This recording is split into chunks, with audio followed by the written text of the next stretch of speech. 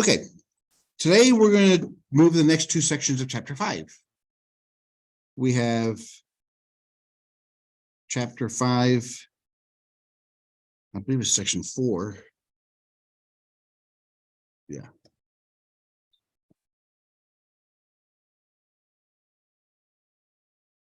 Irrational numbers.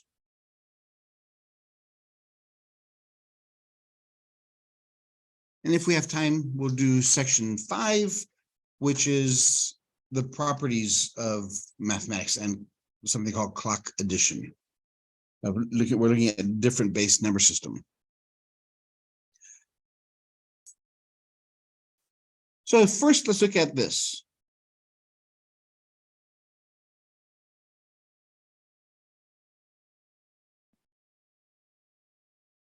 What is a rational number?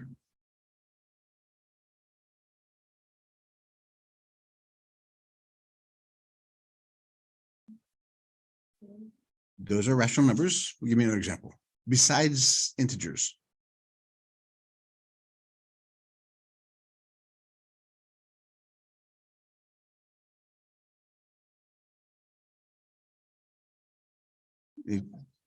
What's that?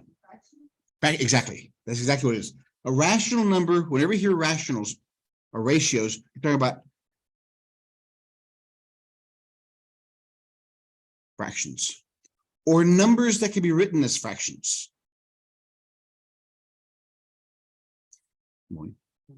For example, 2/3, that's a fraction.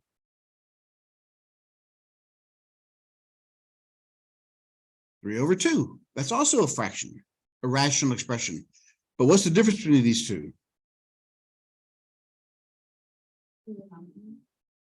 Well, yeah, but how are they different?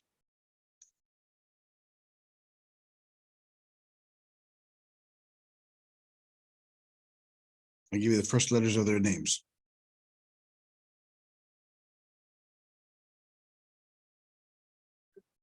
Very good. This is called a proper fraction. This is called an improper fraction. And you're right, it has to do with the denominator, the number on the bottom.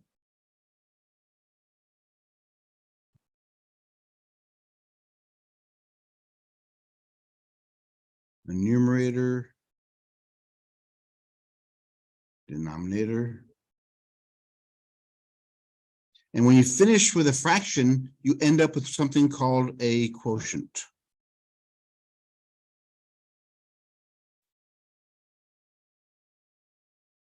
And sometimes you may have a remainder.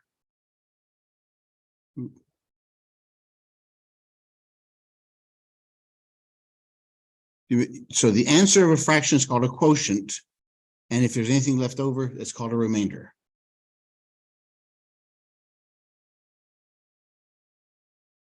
Again, now back over here. What is the difference between proper versus improper fractions?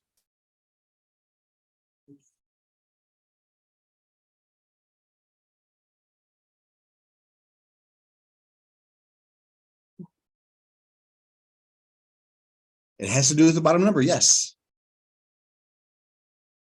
A proper fraction is when the numerator is less than the denominator. The top number is smaller than the bottom. A proper fraction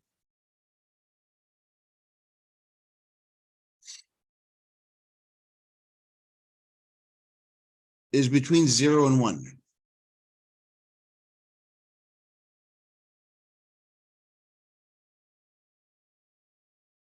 In other words, the answer is a decimal. An improper fraction is when the top number, the numerator, is greater than the bottom number, the denominator.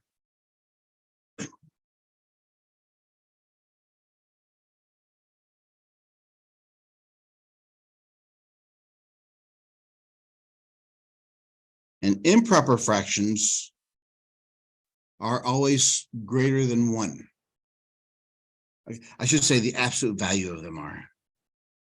Because if it's negative, it's going to go the other direction.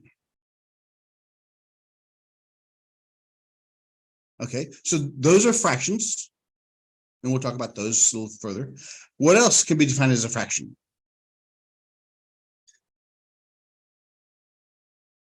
There's another rational number, the number 3.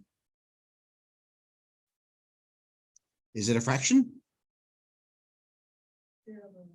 Very good.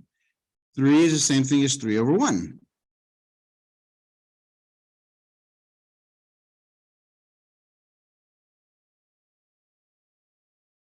So those are descriptions of rational numbers, fractions. If it could be written as a fraction, it's a fraction. Now, the difference between rational versus irrational. Well, no, actually, for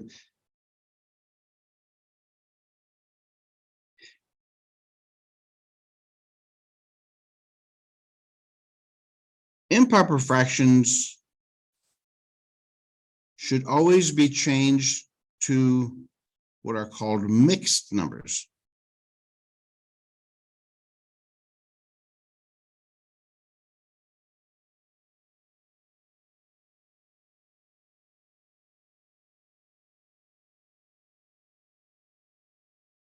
As a rule,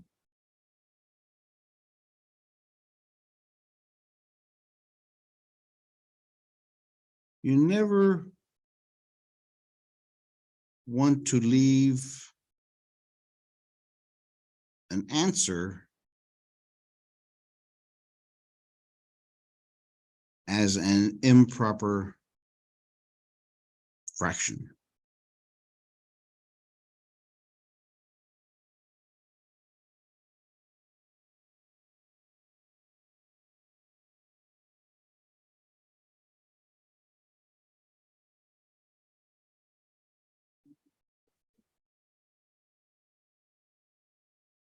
So let's look at this example. 3 over 2. It's an improper fraction because the top is bigger than the bottom.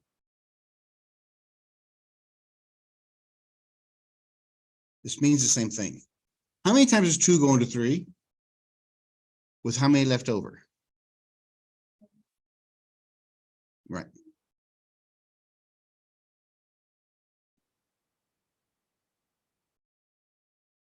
This number here is the integer part of your answer. The remainder goes on top, and the denominator always goes on the bottom. That's a mixed number. It's a mixed number because you have an integer and a fraction part. Improper to mixed number.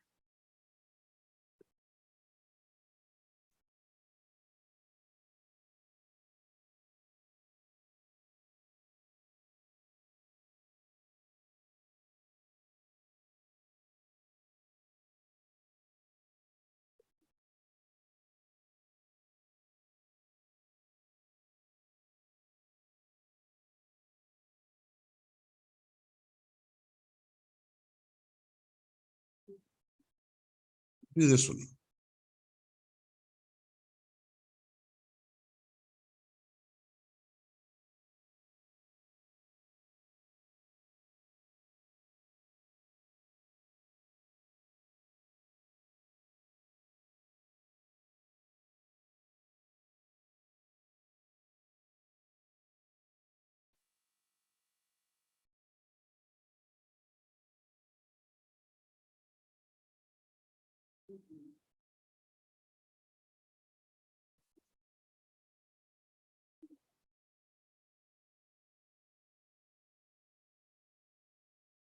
This, we have to go here.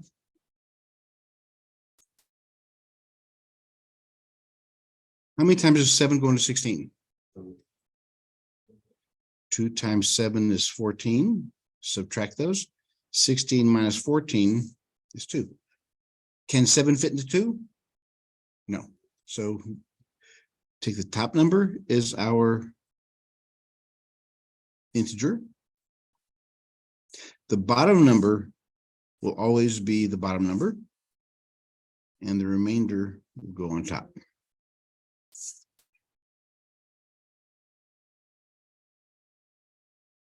So that's how you convert a number from improper to mixed number.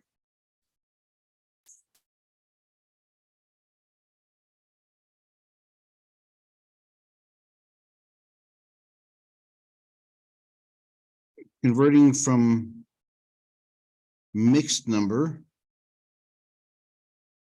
to improper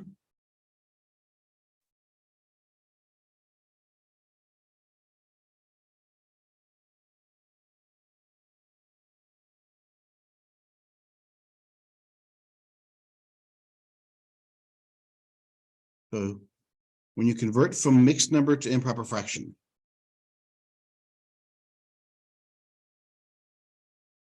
remember, the bottom number always stays the bottom number. The top number, multiply these two, a times y, and add the numerator.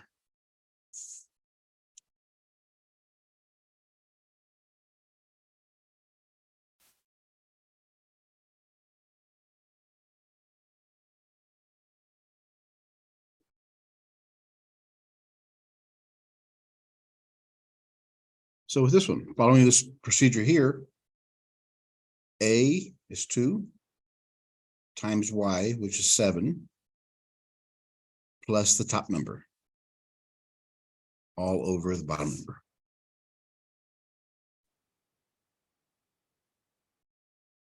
Two times 7 is 14, plus 2 is 16, and there's your conversion.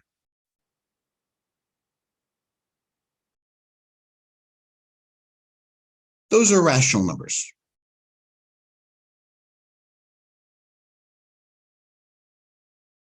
Rational numbers have a distinct characteristic.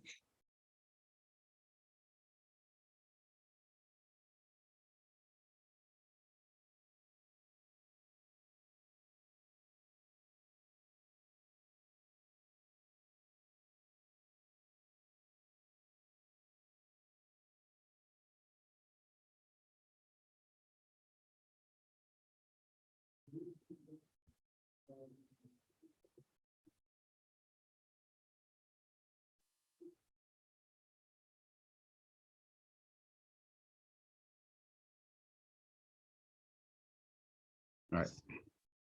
So rational numbers have a unique characteristic.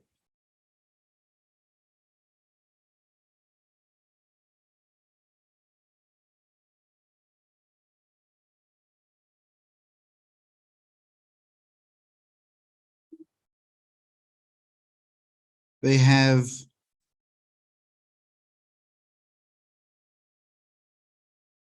terminating decimals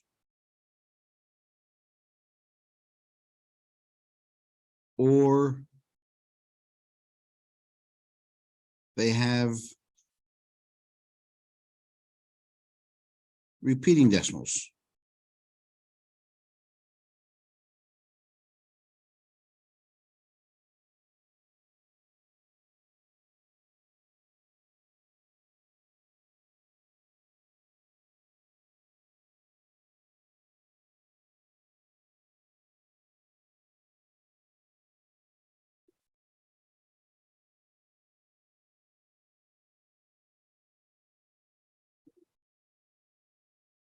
Let's look at this. Here's an example. Is 2 a rational number? Yeah, because it's 2 over 1, which equals what? 2.0. It's terminating. There aren't any more decimals. So that's an example. How about 1 over 3? No, let's try 1 over 4. What is 1 over 4? Very good. So we can look at it this way. Does 4 fit into 1? No. So we put a decimal there. Does 4 fit into 10? Yes. How many times? 2. 2 times 4 is 8. Subtract those. Does 4 fit into 20? How many times? Right. Yeah, so it equals 0.25. So it's a terminating decimal. It only has 2 decimal places and it's done. How about 4/5? What's that decimal? Hmm? Very good. 0.8. Actually, yeah, you can say 0.80, but since there's no other zeros behind it, we don't have to put that down there. It's just 0.8. Let's look how we did that. 5 doesn't go into 4, so put a decimal. 5 goes into 40 8 times. 8 times 5 is 40. So yeah, so it's decimal. How about 1/3?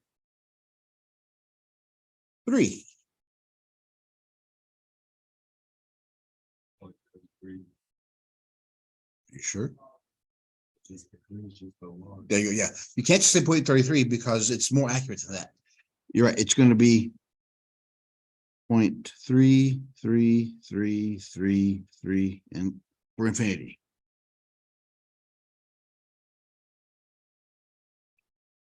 Since we know that it's a repeating number over and over and over, we write the answer like that. If you have a bar over a number, that means the next series of numbers are all that.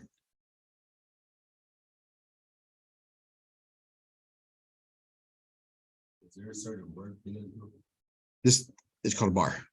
This is called a 3-bar, or if we had a repeating decimal of 0.25252525, we would write 0.25 bar.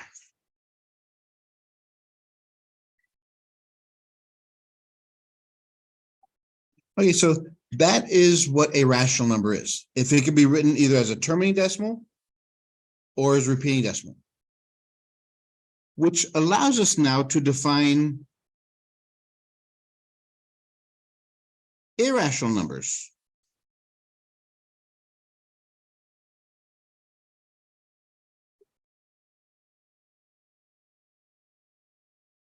And you'll never guess what the definition is. What would be the simplest way we could define irrational numbers?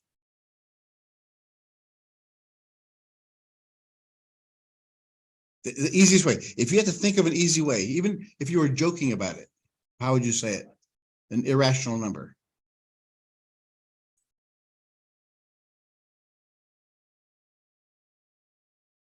A number. Yeah, that's using definitions. But if it's terminating, it's rational. Here, a number that is not rational. By definition, that's how you define it. Because if you know the definition of rational, it's terminating or repeating decimals. An irrational number doesn't have that. It's not terminating and it's not repeating. Can you give me an example of an irrational number?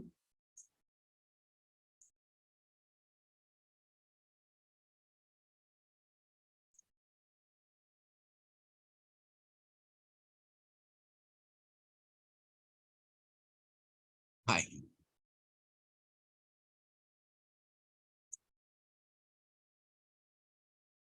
Pi is an irrational number. 3.141812. It's just there's no pattern of how the numbers, and they've taken them out there into the hundreds of billions of decimal places, and still there's no pattern. You could not guess what the next number is going to be.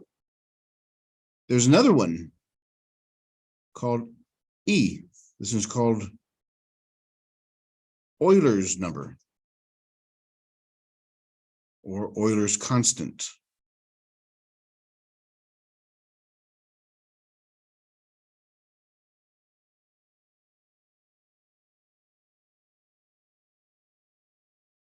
And it just changes pattern there.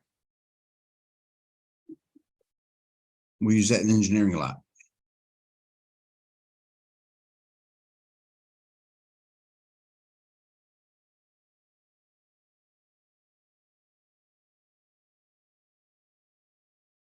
An easy way to find irrational numbers, or not easy way, but the way we get those, is by using, or when we use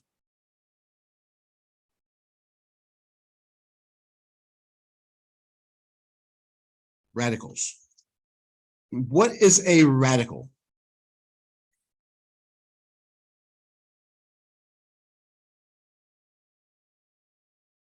You know them better as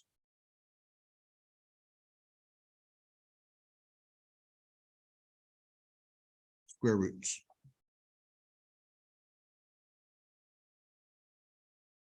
Cube roots.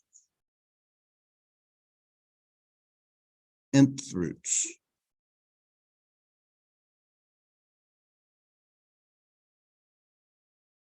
And for this class, we're going to limit ourselves to square roots.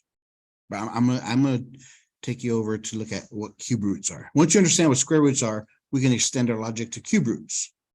And then from there, we can go any higher. What is a square root?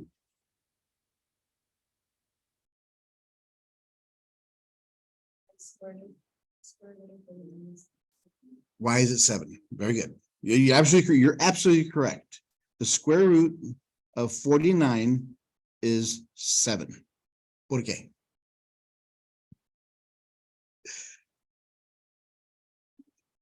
Exactly right. Because 49 is made up of 7 times 7. So since there's 2 of them, the same reason square root of 25, what is 25 made up of? 5 times 5. So square root of 25 is 5.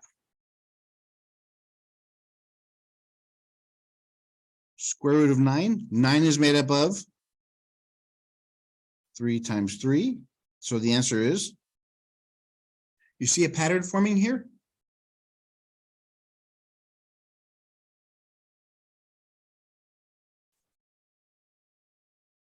If a number is a perfect square, if a number is a perfect square, meaning it is the product of 2 same numbers, identical numbers.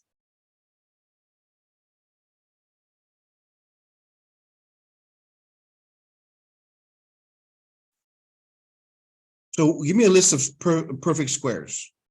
What's the smallest perfect square we have?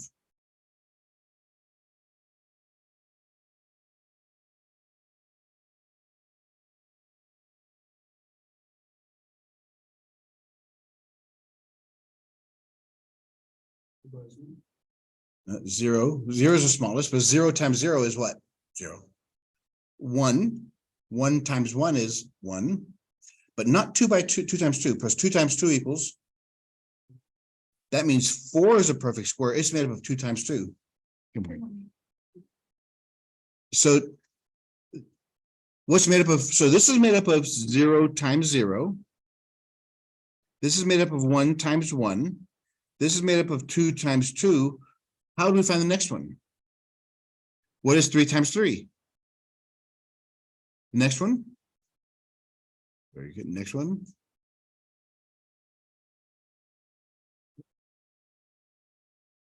And you gave me a 49. Yeah. And you keep on going. So you see, we're looking at all these integers. 0 times 0, 1 times 1, 2 times 2, 3 times 3, 4 times 4, 5 times 5, 6 times 6, 7 times 7, 8 times 8, 9, and keep on going forward. All of these numbers here are perfect squares because they're made up of the product, the multiplication of 2 of the same numbers. So that's it. If they're a perfect square,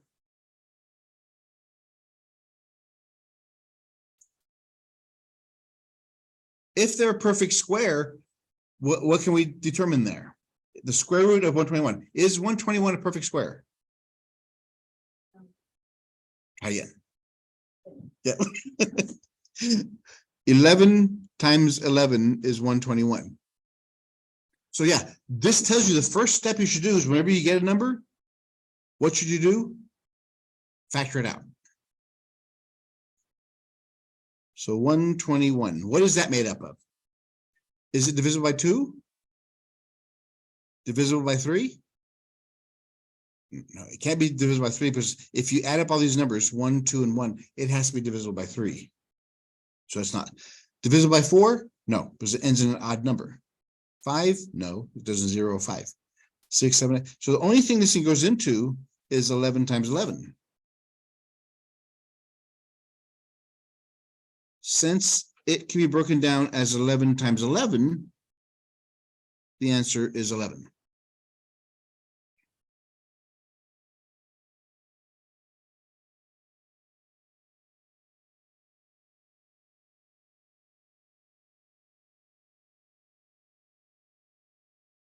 There's an invisible number there.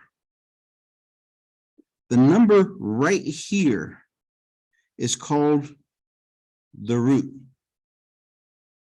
It's invisible. It's called a square root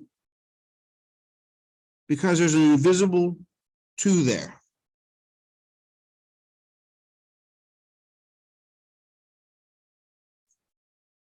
What does the root tell us? The root tells us the number of times a specific number must repeat in order to be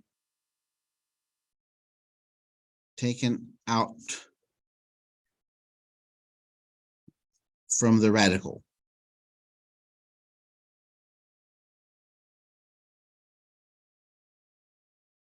The root tells us the number of times a specific number has to be repeated in order to come out of the radical.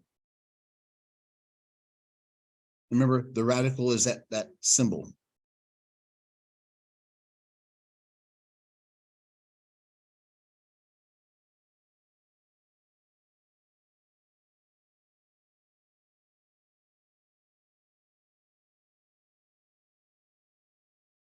So if you notice every example that we've done so far,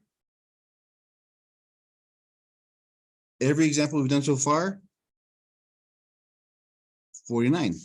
49 is made up of 7 times 7. There's 2 of a kind, so it can be taken out. There's nothing left inside there. Square root of 25. 25 is made up of 5 times 5. Since there's 2 5s, I can take it out, and there's nothing left.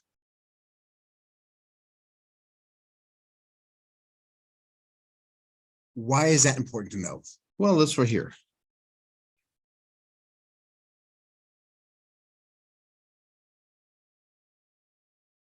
What if we don't have perfect squares? Here, you want to copy these down? I'll take pictures of them. What if we don't have a perfect square? Like 27. Is 27 a perfect square? What's it made up of? So 27 is made up of what? 9 times 3. 9 is made up of. So 27. You're right. 27 is made up of 3 times 3 times 3. So far, so good? Since it's a square root, how many of a kind do we need? 2. Yes, 2. So since we have 2 of a kind here, that comes out in front. What do we have left inside the radical? That 3, right?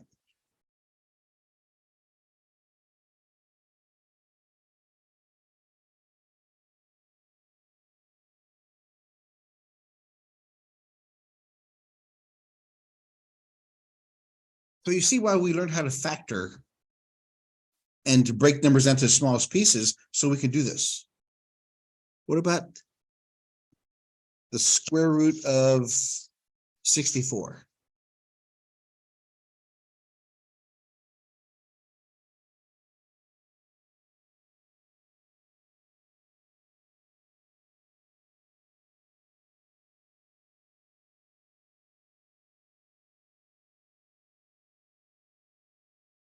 If you know your multiplication tables, what is 64 made up of?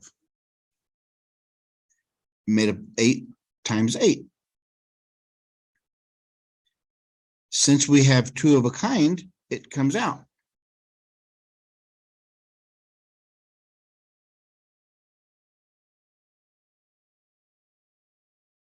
Okay, but let's pretend we didn't know 64 is 8 times 8. So what is 64 made up of? It's made up of 8 times 8, yes. 8 is made up of 4 times 2 and 2 times 4.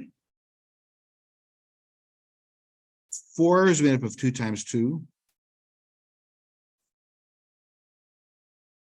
So I took the number 64 and broke it down to its smallest pieces. I have 2 times 2 times 2 times 2 times 2 times 1, 2, 3, 4. Follow me so far? I broke it down to its pieces. Now, once we did that, let's start breaking them down. Since it's a square root, there's an invisible 2 right there. I need 2 of a kind. So there's 1. It comes out in front. Here's another one. It comes out in front. Here's another pair. It comes out in front. They're all taken care of, so there's nothing else. What is 2 times 2 times 2? So it's the same answer. It's the same way. So if you know your multiplication table, you do the shortcut. If you don't, then we do it this way.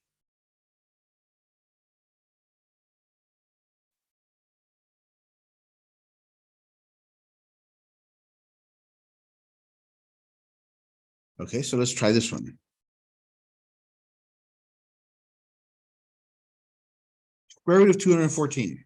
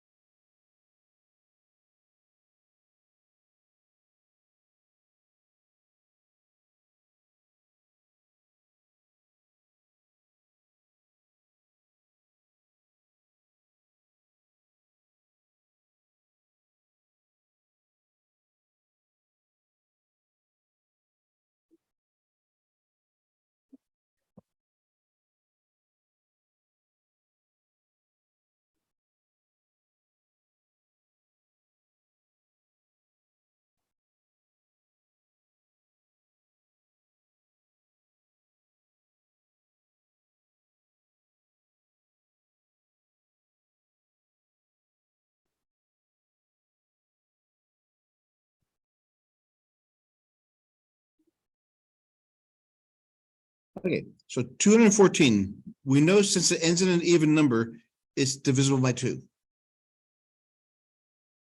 So how many times 2 go into 200? Once. 2 goes into 14, 7 times. So it's 107.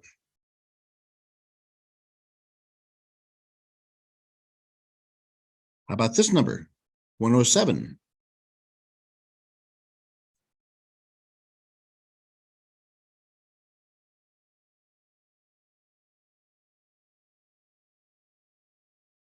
Is there any number that equals 107? Are you sure? Yes, it's a prime number. That's as far as you can go. What if it was 216?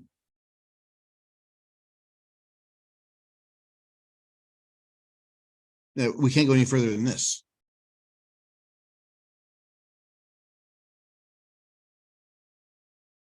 If it was 216, we know 2 fits in there. How many times? 108. 108 can be broken down. It goes into 2. 2 goes into 10 5 times. 2 goes into 8 4 times. Ends in even, so 2 goes in there. 2 goes into 5 how many times? With 1 left over. 2 goes into 14 7. 2 doesn't go in there. Does 3 go in there? Yes. How many times? 9. 9 is made up of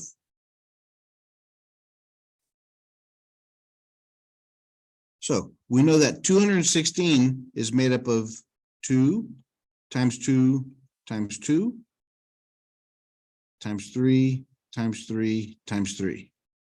1, 2, 3, 4, 5, 6.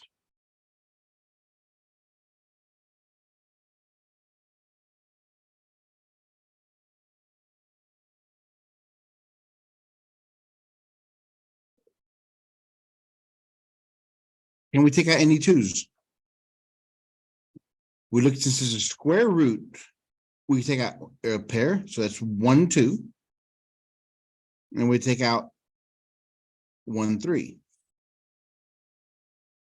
What's left inside is a 2 times 3. 2 times 3 is 6. 2 times 3 is 6. So the number 216 can be broken down into 6 square root of 6. That's how it can be simplified.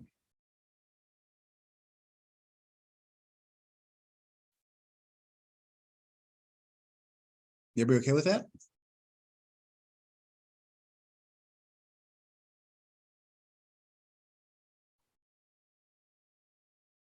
What if you had this? I know I'm going away from what the books, but with what we just talked about, what's the difference between this symbol and that symbol?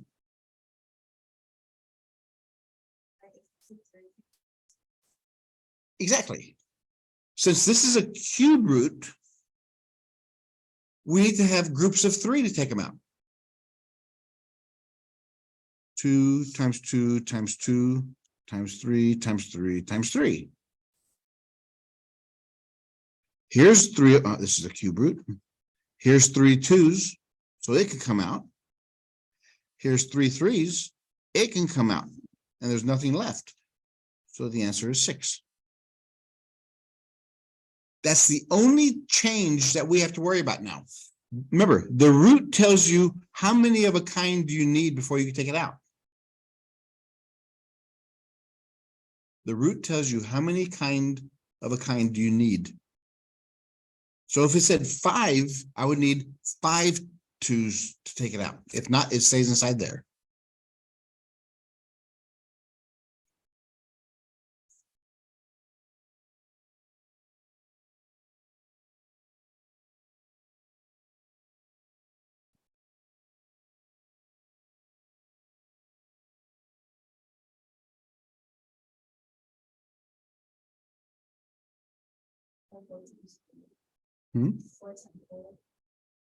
Okay, so 16 is made up of 4 times 4. 4 is made up of, and 4 is made up of 2. How many 2s do we need to take it out? Yeah, we need 5. Do we have 5 2s? Nope. So we can't go any further. This is as far as we can take it. That's all the roots tell us in nth order roots.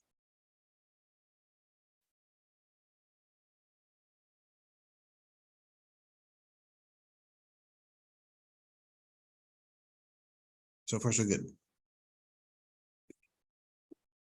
Why do we have to know how to break them down? So why is this important? Because we can do algebra on radicals. We can add, subtract, multiply, and divide them.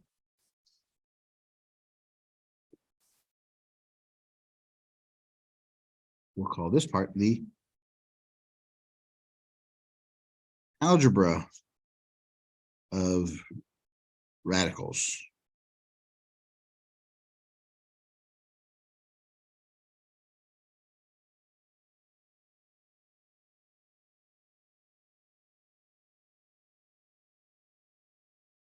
The first part, we're going to look at adding and subtracting radicals.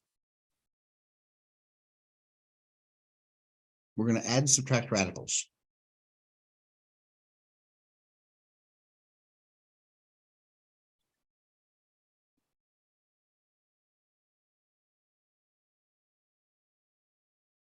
The rule here is this.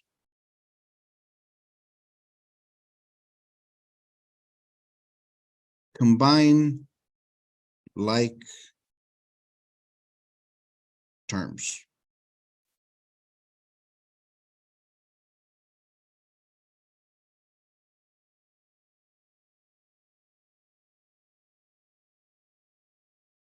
Okay. We use the word term a lot. What does term mean in mathematics? When we say, I know you heard combine like terms. What does it mean? What does a term represent? Okay, so 3x plus 5x. Are they like terms?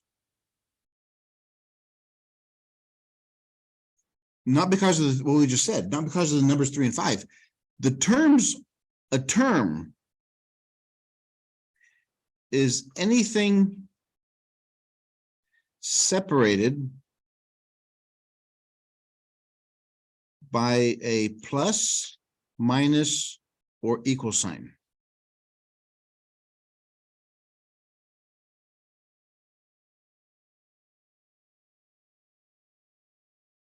So how many terms do we have here in this example? Yeah, we have, this is the first term. There's a plus sign. Here's a second. We have two terms. Are they like terms? Meaning, are the variables the same? Yeah, they are. So since the variables are the same, it's like apples and oranges. I have 3 apples here and I add 5 more apples, so I get 8 apples.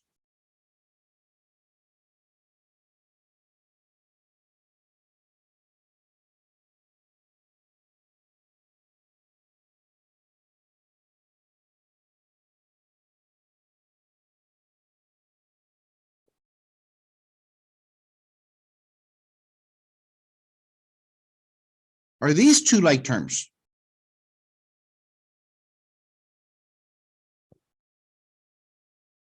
Why not? That's what, yes. Yes, it looks different. But let's look at this now. If I had 3 times 4, is that the same thing as 4 times 3? They both equal 12. So since they're multiplied, it doesn't matter the way they're ordered. You guys were correct because they don't look the same. But because they're multiplied, I can move them around, which is frustrating why this chapter, these rules should have been section 1. This is called the commutative property.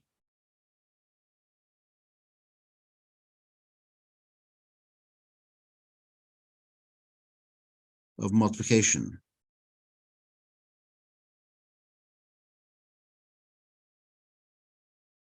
Commutative property of multiplication says, as long as I'm multiplying them, I can put them in any order I want to. It's exactly the same thing. It looks different, but it's still exactly the same thing.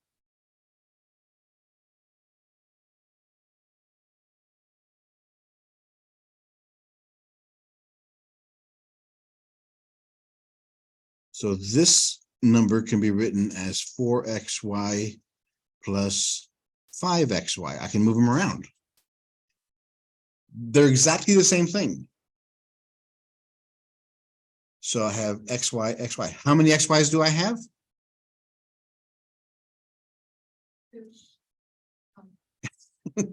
Right. We have 2 terms, but there's 4 of them here, and I have 5 more.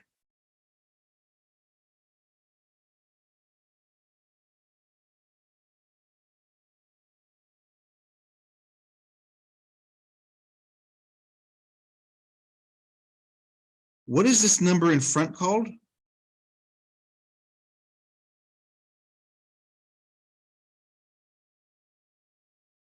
Starts with a C. It is a constant, yes, but it's got another name. If it stands in front of something, if a number stands in front of a parenthesis or a letter or an equation, it's called a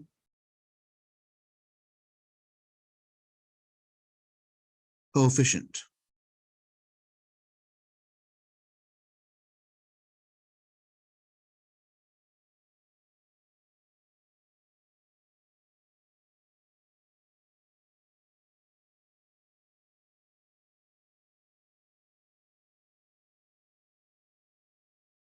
Now, why is that important? Why does that fit in this whole thing?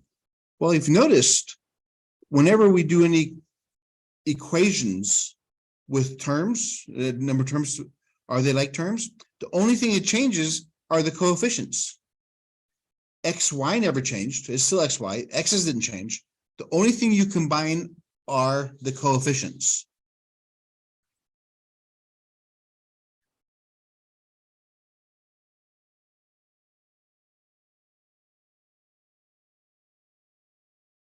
Same thing applies to radicals.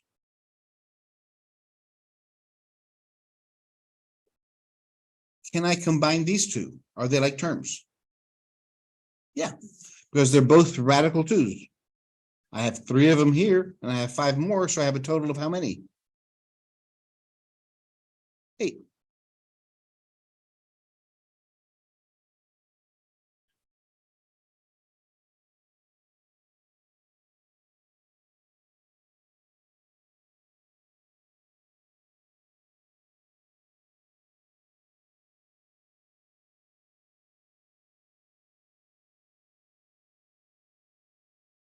It also works in subtraction. 5 radical 5 minus 7 radical 5 equals what?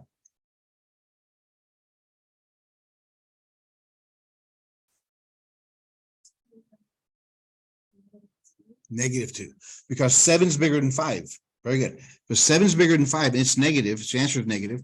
Remember, whenever you do these math things, always treat the numbers and the signs differently. Since this is a positive, this is a negative, you look at which number is bigger. Use the sign of the bigger number. And then subtract the numbers. 7 minus 5 is 2. And they're both radical 5's.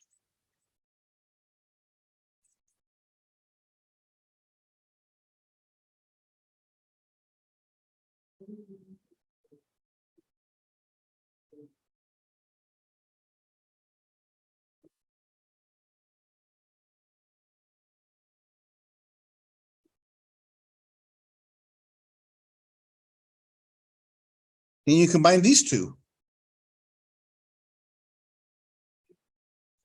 Okay. You're correct. You can. 6 and then the 4 on the side. No. Add 1. No. Just keep going. 9 square root of 4. No.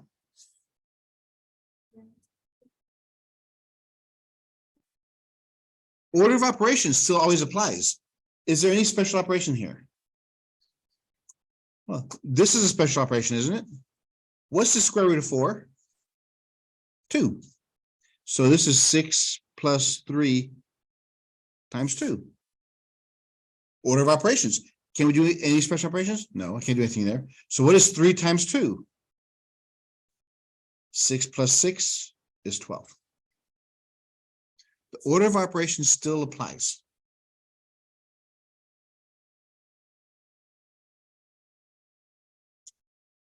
So why was it not 9 square root of 4? Right, because 6 did not have a square root of all. So it's not like terms.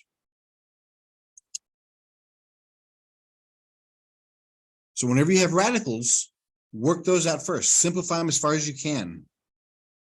And then from there, take it.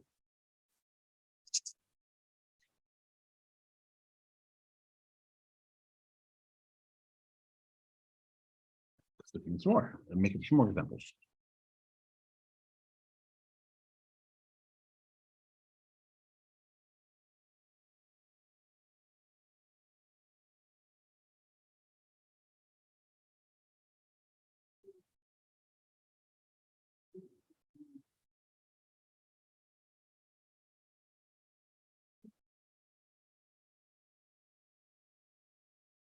Simplify this one.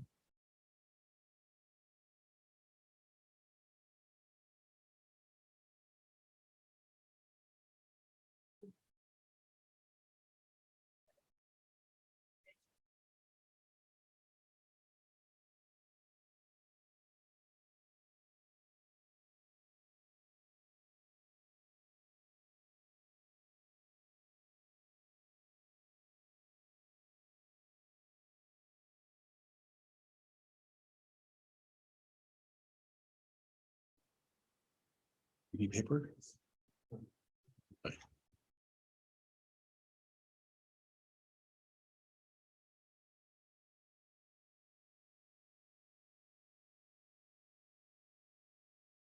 So we have to break down each of these radicals as far as we can. So now, what can the first one be simplified as? Yeah, so I can take, since I have a pair, I can take out a 2. That leaves a 2 inside there. There's a pair, so a 2 comes out.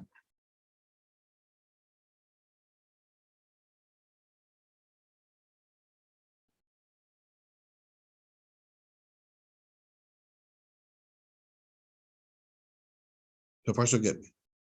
So I simplified the 8 into its primary factors. Since I have a pair of 2s, they can come out. So 3 times 2 is 6 radical 2 plus 2 plus 2 radical 2 minus 5. So, you know how there's like dozen threes and stuff? If it were to be like a 3, the 3 would be at the top of the radical. In which one here? And the 3 radical 2 times 2.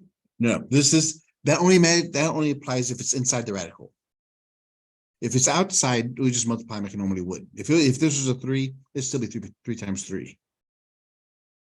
Is that what you're asking? No, like, you know how like we have groups, Mm-hmm. how would we know it's like 3 or 2? Like, will it have the 3 on top? Oh, of the radical? if you need a 3 or 2, if the number you need to pull it out? Yeah. Oh, very good question. Look at the root. If there's nothing there, it's 2. So you only need 2 of a kind. If it was a cube root, you'd need 3 of a kind. If it was a 5th root, you'd need 5 of a kind. Like not inside, but like kind of like outside, but it's not the number like the 3, because I got confused. I thought it was gonna be like. Oh, no. I see. Oh, this 3 here. No. Yeah. Okay, no. This 3 here is the coefficient. It would have to be inside that valley there. Okay, yeah, That's a very good question. Yeah, this number out in front is the coefficient.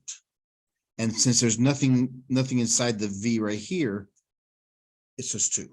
That's a very good question. Yeah, because once we start moving into bigger roots, then it can be very problematic. And which is why you have to be very careful when you write these things.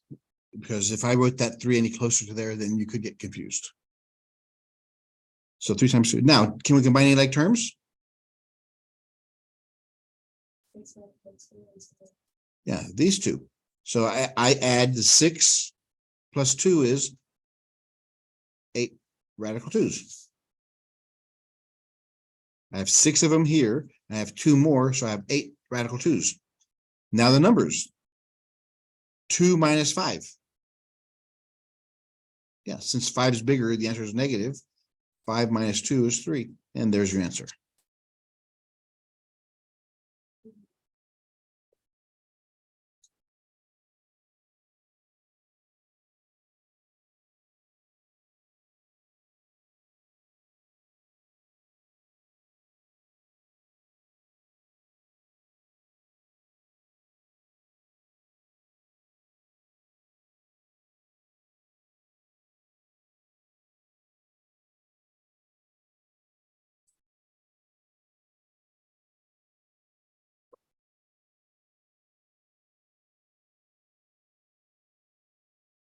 Simplify this one.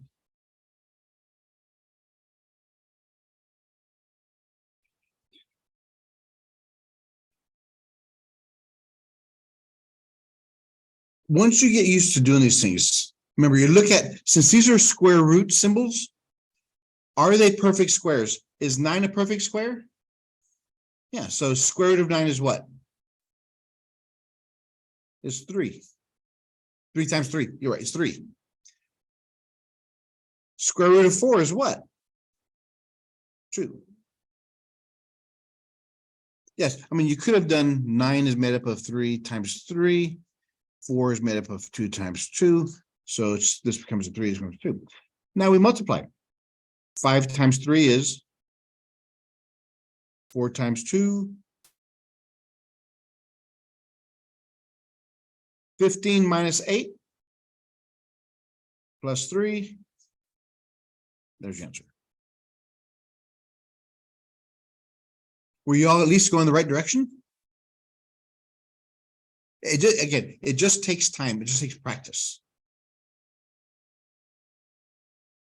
And again, it doesn't matter how many terms you have. Simplify each one separately until you can't go any further, and then combine like terms. Make sense?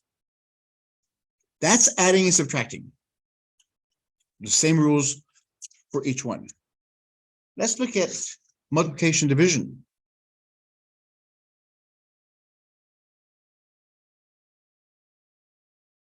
Let's do them separately, though.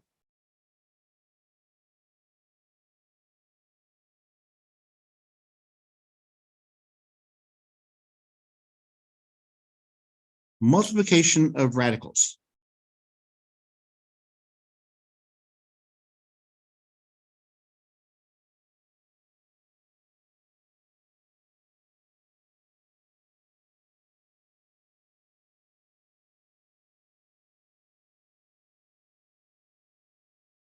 Unlike the addition subtraction, where you only concentrate, only affect the coefficient of the radical. Remember, if we had 3 radical 2 plus 5 radical 2, since these are like terms, we just added the fronts.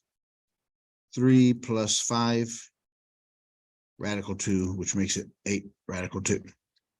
So when you add and subtract, you only change the coefficient. Add and subtract, only change the coefficient. So when you add or subtract, you only change the coefficient. When you multiply, divide, everything changes.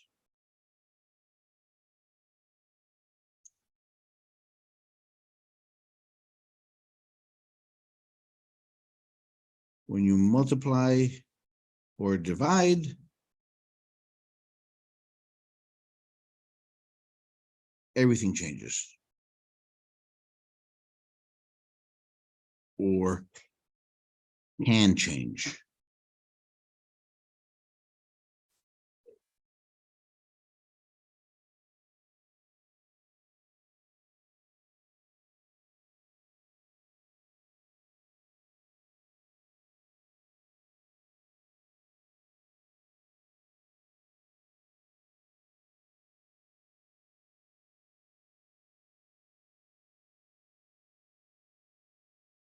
Here's an example. Radical 2 times radical 2.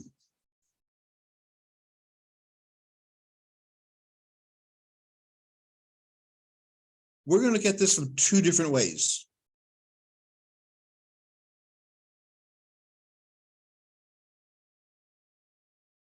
Radical 2 times radical 2 means I have radical 2 squared, right? X times x is x squared. Since I have the same number and I'm multiplying them, all I do is change the exponent.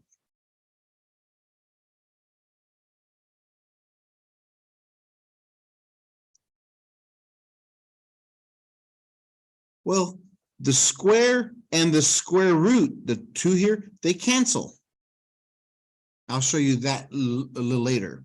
So we're left with what's inside there.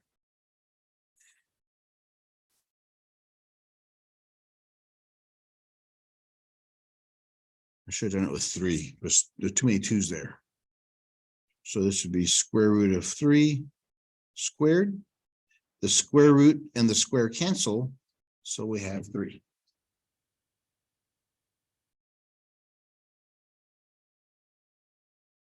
So what does this tell us? If I multiply the same square root by itself, what happens to the square root?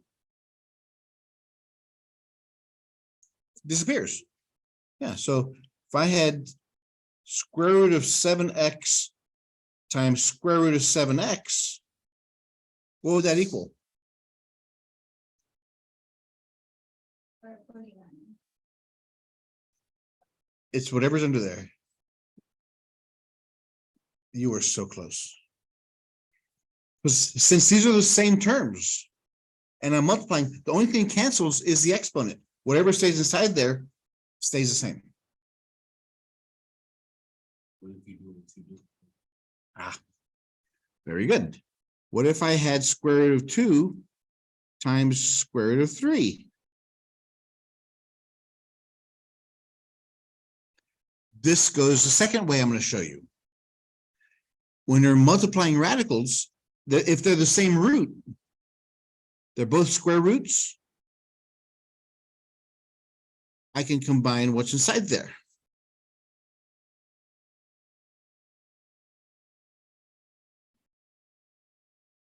Good question. Very good question. Well, let's look at the first one we just did.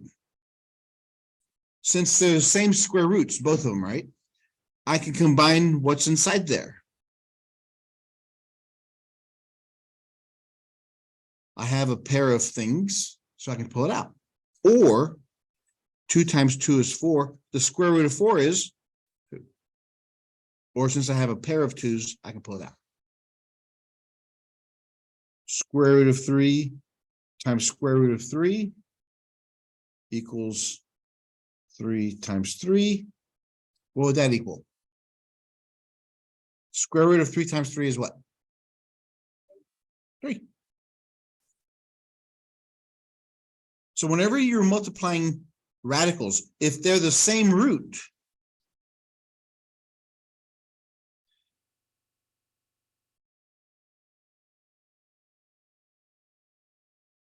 they must be of the same root.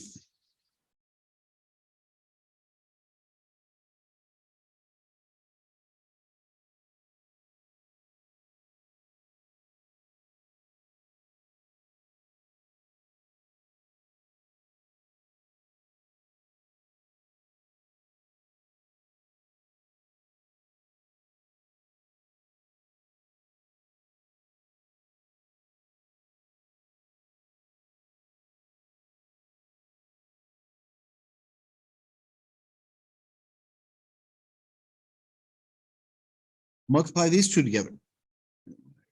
Maybe.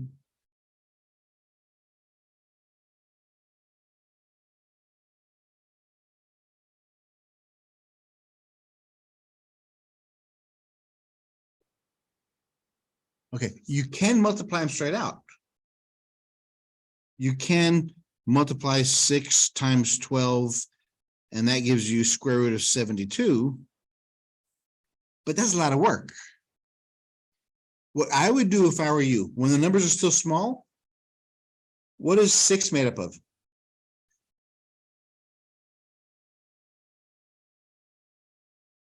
What's 12 made up of? Which is 2 times 2 times 3. Yeah, plus 12 is made up of 4 times 3, 2 times 2.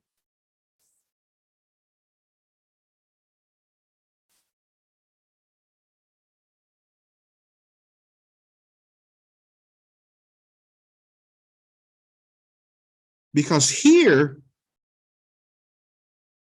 I can see that a 2 comes out, or I could go ahead and combine them all. I have 2 times 2 times 2 times 3 times 3. I have these times these. Can anything come out? I have a pair of 2's, so a 2 can come out. Anything else? I have a pair of 3's. So what stays inside the radical? That 2. 2 times 3 is 6, radical 2, and there I have it.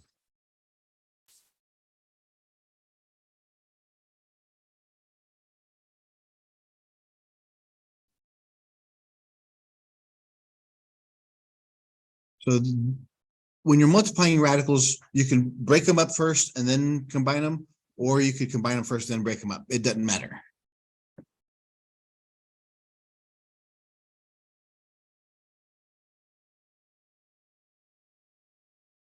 If you have coefficients,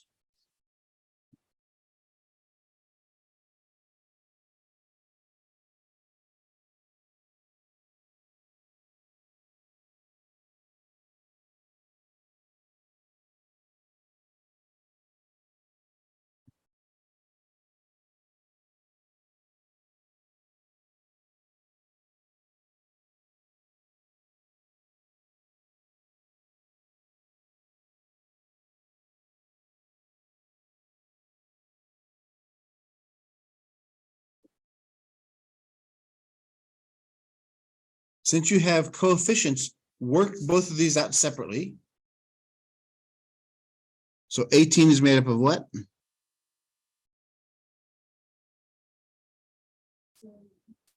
Two times 9. 9 is made up of. So you have 2 times 3 times 3. Well, do you know what the square root of 16 is? Yeah, since 16 is a perfect square, it's made up of 4 times 4, that becomes 4. Again, the better you know your multiplication tables, the easier it is. If not, then you can break it down. So in the first one, can anything come out? So we have 2 times 3, and that 2 stays inside there.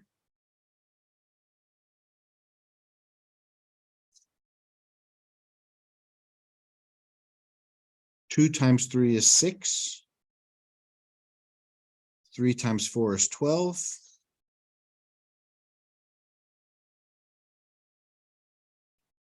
Unlike addition and subtraction, we can combine these two.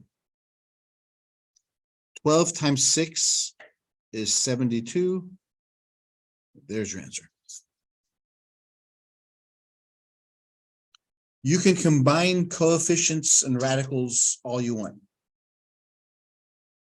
There's no limitation.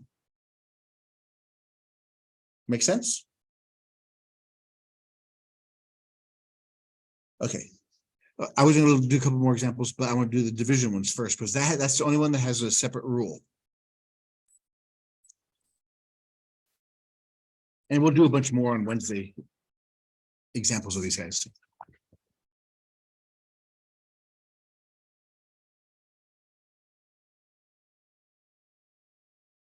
Or not Wednesday, Thursday.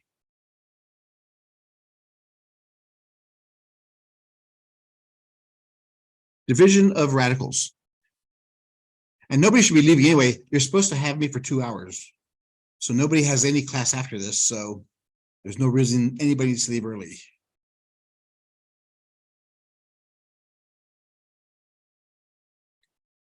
The only rule of division of radicals is you cannot have a radical while you're sitting down. Might as well get your notes out in the denominator.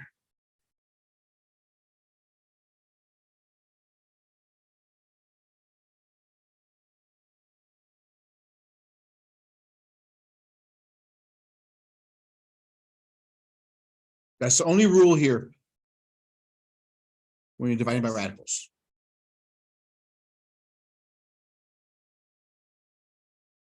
So if I had 2 over square root of 3, I cannot end my answer like that. How do I get rid of the radical on the bottom? What do I have to multiply by to get rid of the radical?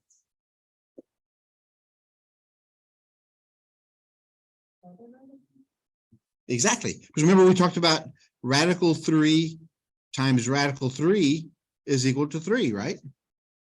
So to get rid of this radical, we have to multiply by radical 3 over radical 3.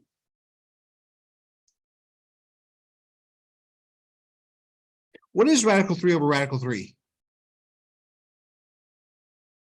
1. You're multiplying by 1, so you're not changing the answer, you're just changing the way it looks. So we have 2 radical 3 on top. Radical 3 times radical 3 is 3, and there's your answer.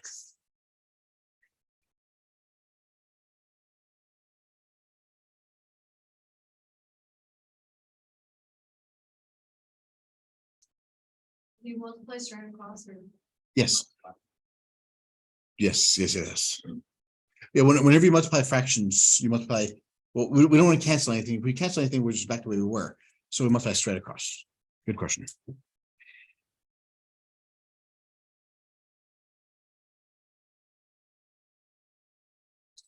How about this one?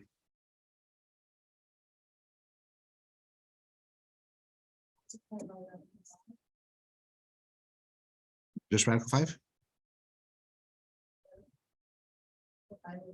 Radical 5 over radical 5. Very good. So the answer is right. And 1, if it's a coefficient of 1, yeah, it is 1 radical 5, but 1 times radical 5 is radical 5.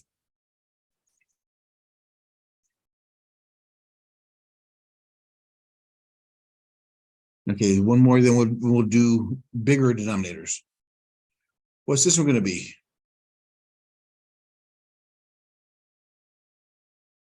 Are you sure? Is there a way you can simplify it? Oh.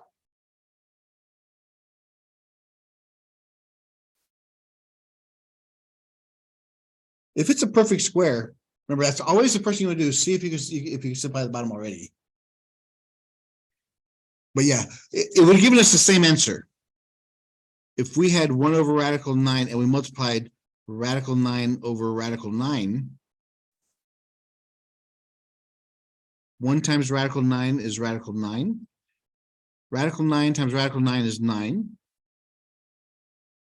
What is radical 9?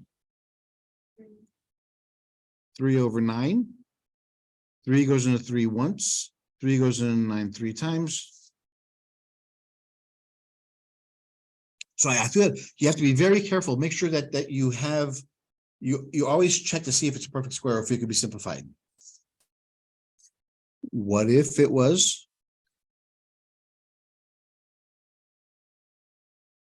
What if we had a coefficient on the bottom?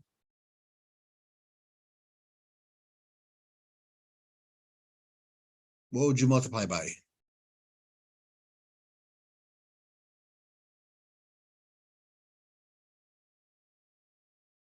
What can you not have on the bottom? So how do you get rid of the radical?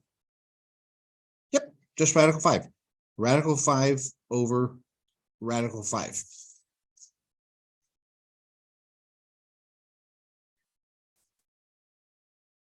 Two times radical 5. 3. Radical 5 times radical 5 is 5.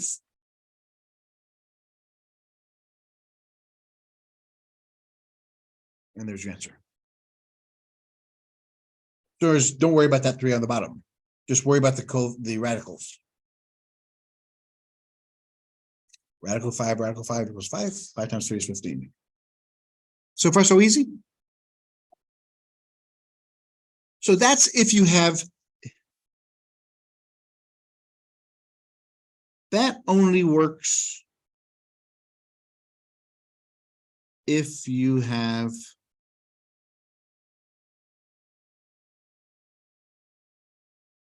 a monomial on the bottom. A monomial is only one term. One, so it's only one number down here. 3 radical 5. Yeah, I would take out your notes and start writing stuff down, unless you know this stuff. Remember, I reserve the right to change my test policies and say all tests will be taken in the testing center. Don't think that just because I'm letting y'all do the work at home, that I don't want you to learn this stuff. Yes, you can cheat all you want, but I don't like liars, cheats, and thieves. And all you're gonna do is ruin your own. You're sitting here for 16 weeks. Why repeat it if you fail the next course?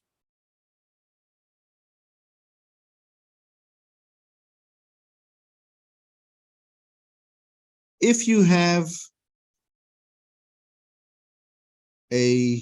what's called a binomial in the denominator, in the bottom,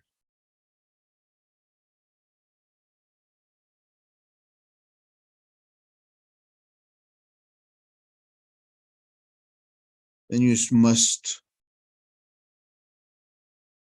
multiply by the conjugate.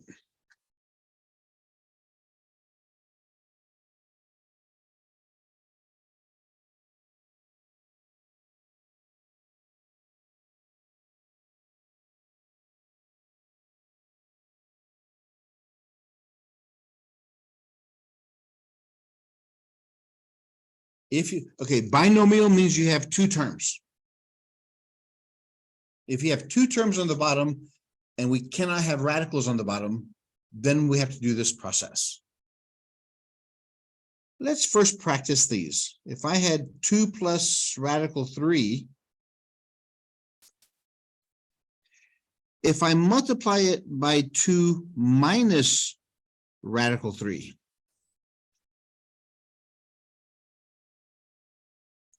y'all remember FOIL technique from high school? Remember using the word FOIL? That's what this is going to be. We have to multiply both of these terms by both of these terms. So 2 times 2 is 4. Positive times negative is negative. 2 times radical 3 is what? 2 radical 3.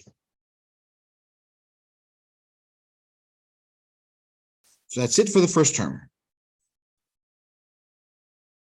Now we do the next one. Positive times positive is a positive. Radical 3 times 2 is 2 radical 3.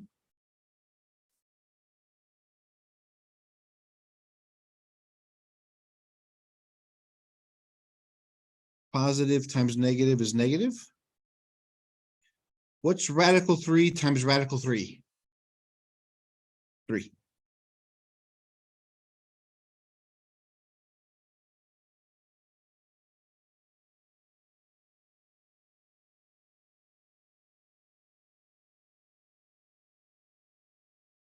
Combine like terms. These are the same terms, but different signs. They cancel each other out. So we have 4 minus 3 equals 1. So these two multiplied together equals 1.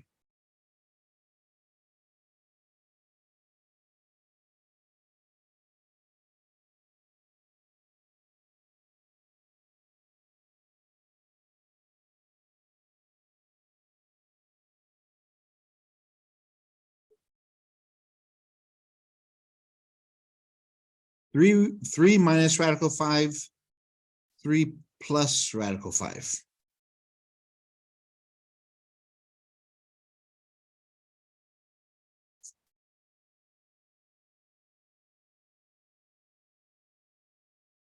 Work that one out.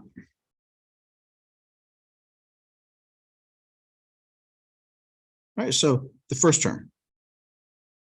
Positive is positive. 3 times 3 is 9.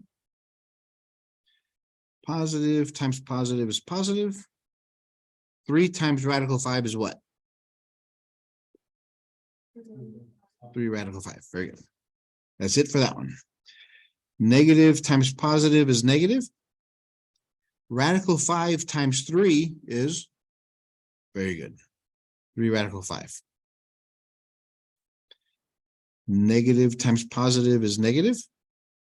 Radical 5 times radical 5 is 5. These are the same numbers, but different signs. They cancel. 9 minus 5 is 4.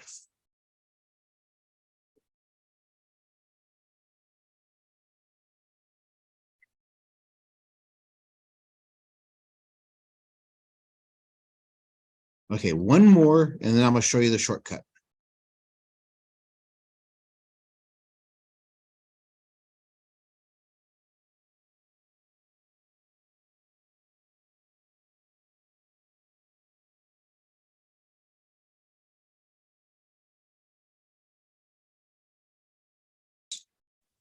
That's exactly why it's there. And that's why these are called conjugates. So let's look at this. 7 times 7 is 49. Positive, positive is positive. 7 times radical 2, 7 radical 2. Negative times positive is negative. Radical 2 times 7 is 7 radical 2. Negative times positive is negative. Radical 2 is 2. These cancel. So 49 minus 2 is 47. Yes. And the reason we do this is because it cancels the radicals in the middle. Because if you think about it, all we're really doing is squaring these two and squaring these two and subtracting them. 7, so it's 7 squared minus square root of 2 squared. 49. These cancel, so it's 2. You see it now? As a side saw that reaction. And that's all of them were that way. We squared the 3s. We squared the radical 5s. And we subtracted them.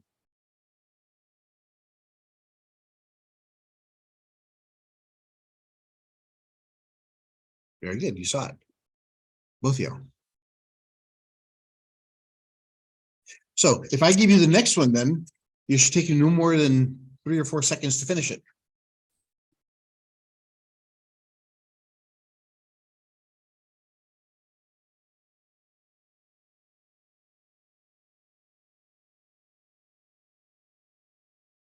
So what's the answer?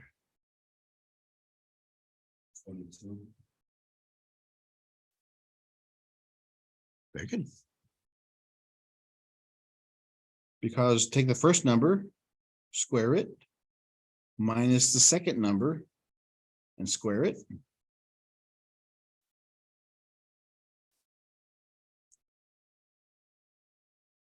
And it doesn't matter which one's in front. You do this one. Square the first one minus the square of the second one. Doesn't matter what's in first. Oh. You're supposed to square it because I was actually doing like the 5 times 5. Like if it was Which is what 5 squared is. Like, say for example, the other side was a 6 instead of the 5. But It wouldn't work. oh, so you're supposed to just square it. Yes, these have to be the same. Notice that the last 4 examples, the only thing different are the signs between them. That's what the conjugates are. So if I give you 7 minus radical 2, the conjugate of 7 minus radical 2 would be what? 7 plus radical 2. So is it always gonna be subtraction? Well, no, it's always going to be opposite signs. If this one is plus, the conjugate would be minus. Do like 8 plus or whatever we get. Like addition, I mean, like 8 squared and then 5. yeah, but if you multiply these two together, it'll be 8 squared minus radical 5 squared, which is 64 minus 5, which is 59. The conjugate, all the conjugate does is change the sign between the numbers.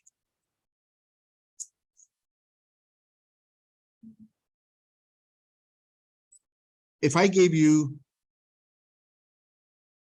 4 minus radical 2, what would be the conjugate? And the answer would be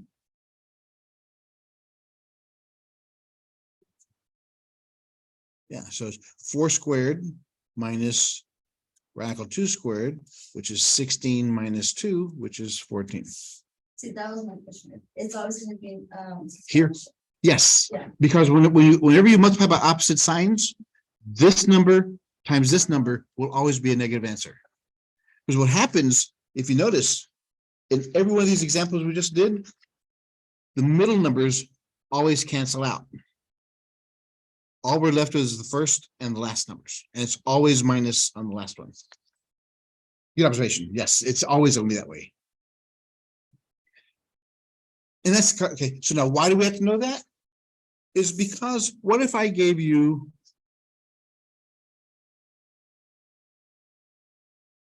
this? Remember, we cannot have radicals on the bottom. So what we have to multiply is the conjugate on top and on bottom.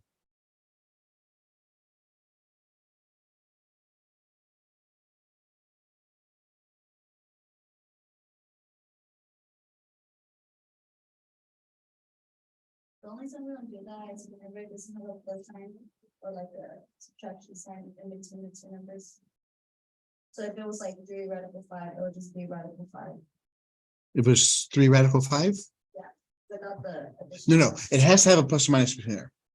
If it didn't, if it was just 2 3 radical 5, yeah, then we just multiply radical 5s. Because this is a monomial, it's only one term. This is a binomial, it has 2 terms. Yes, that's yeah, you have to get that very clear. Yes. So what's the bottom number going to be here? So that just saved you the biggest amount of time. That just saved you right there, that shortcut. So all we have to do now is multiply 2 times 3 is positive times negative is negative. 2 times radical 5 is 2 radical 5. There's your answer. Well, you can simplify, but as long as you get this far, I'm happy. Because if you notice on the very top, 6 and 2, I can factor out a 2. And those cancel. But we'll worry about that another day. I'm just happy. So if you have a plus or minus on the bottom, you have to multiply by the conjugate. Same numbers, just different sign, top and bottom. And there you have it. That's the whole section. That's you. Thank you. Yes, I'm sorry I kept you a little bit longer. It's just that I forgot how detailed this stuff gets. And if you lose any step along the way, it's just gonna ruin your day.